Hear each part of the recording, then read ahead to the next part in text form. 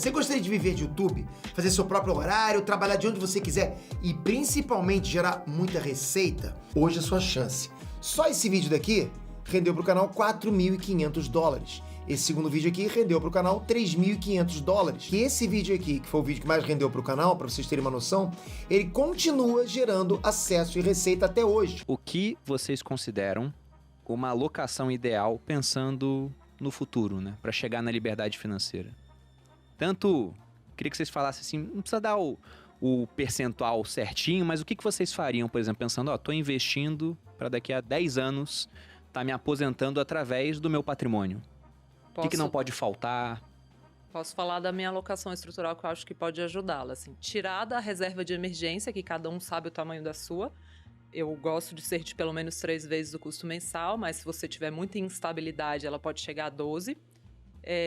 Eu faria o quê? Eu pegaria 30% desse patrimônio e colocaria em bolsa. Se você está começando, começa com 5, 10, vai sentindo mais, almeje um dia ter 30%.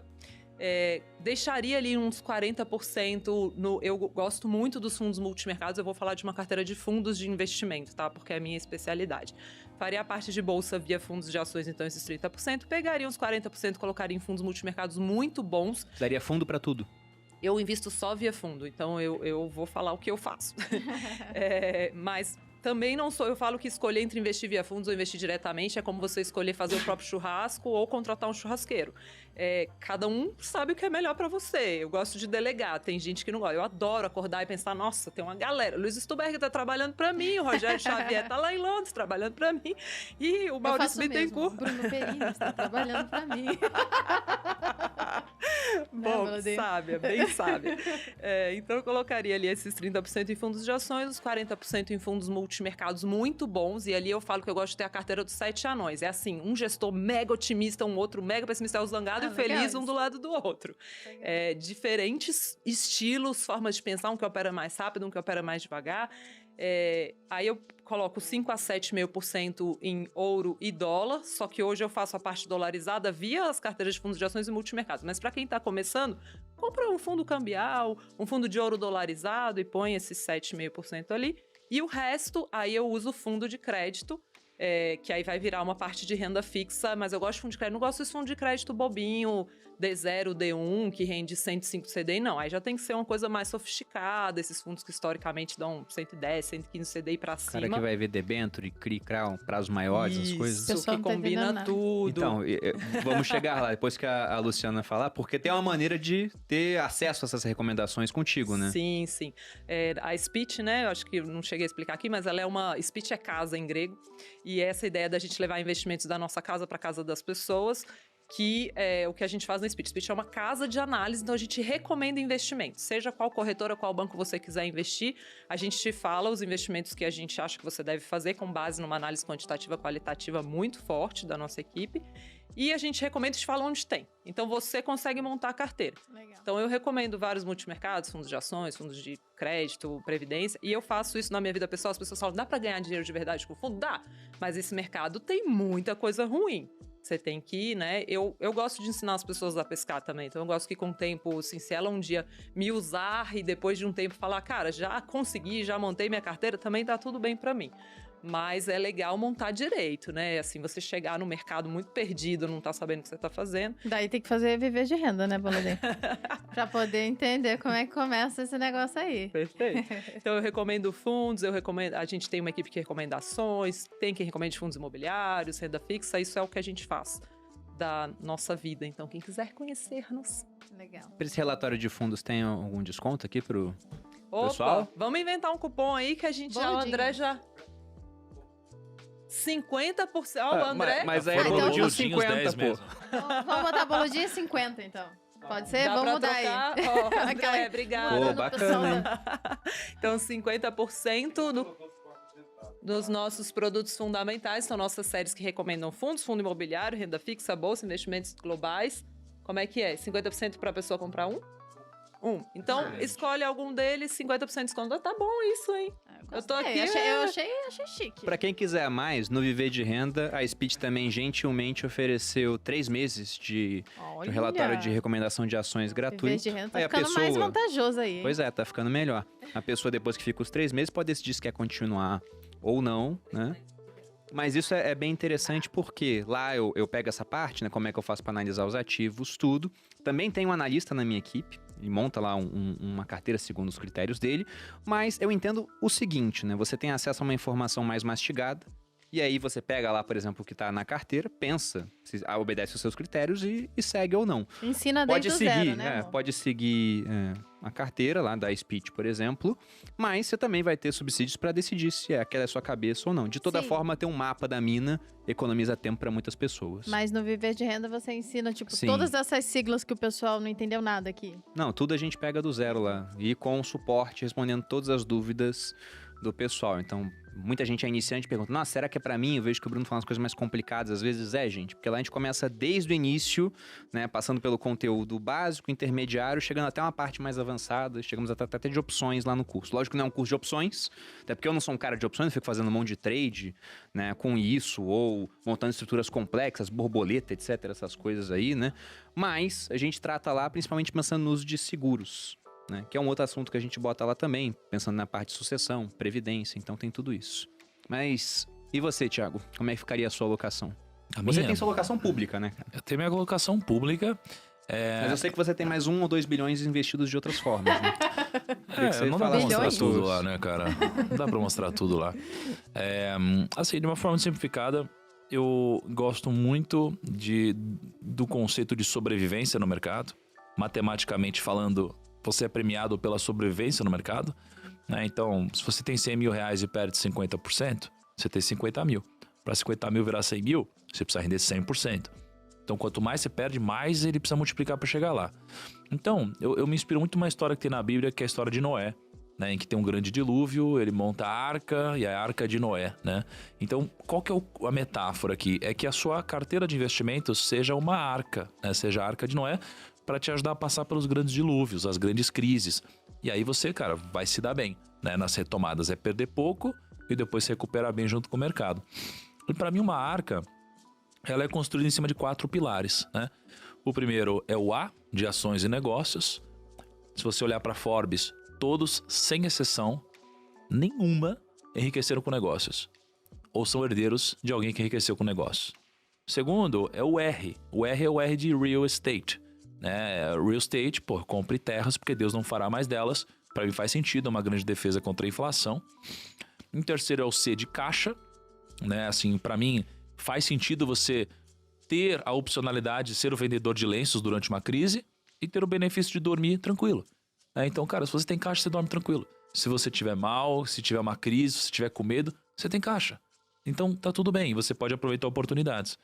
E o último A é o A de ativos internacionais. Então você precisa diversificar também entre países. Então tem 3 conceitos aqui. São 3 tipos de diversificação. Primeiro, a diversificação intra-ativos. Então é você ter ativos diferentes. Depois a diversificação intra-classes de ativos, que é ter fundo imobiliário, etc. E depois a diversificação entre países, né? E aí você se brinda pra caramba. E aqui você tem 2 formas de investir. Uma delas é se você não quiser tomar 1 segundo da sua vida cuidando de investimentos, que é basicamente você escolhendo 4 ETFs, e comprar um ETF para ações, um ETF para uma coisa, alguma coisa ligada a CDI, um ETF global, e a outra é você, por exemplo, fazendo um viver de renda, estudando para falar, poxa, então peraí, então eu vou montar minha própria carteira, meu portfólio em ações, meu portfólio em real estate, né? Mas para quem tá entrando agora no mundo e nem gosta de investir, para que o cara vai estudar tanto? Entendeu? É só se ele quiser realmente tomar decisões mais assertivas e ele vai ser premiado por isso, né? Então ele vai investir mais tempo da vida dele, precisa ter um retorno em cima disso, né? Então pra mim é a arca e que você sabe que o Perini quer mudar meu método, né? Eu ia falar que ele já foi disruptado. Ele quer chamar de barca. Bitcoin. Porque ele quer adicionar Bota o B do Bitcoin. Bitcoin na frente ali. E eu tava com isso na cabeça que eu esqueci de falar. Eu falo pra ter pelo menos 1% em cripto, mano. Mas assim, no último A de ativos internacionais, eu considero... Poderia botar lá, né? Não, mas eu já coloco lá. Eu coloco lá Bitcoin, eu coloco ativos exóticos, qualquer outra coisa que você queira colocar que com o tempo possa disruptar o mercado que a gente conhece hoje, entendeu? Não, acho muito interessante isso.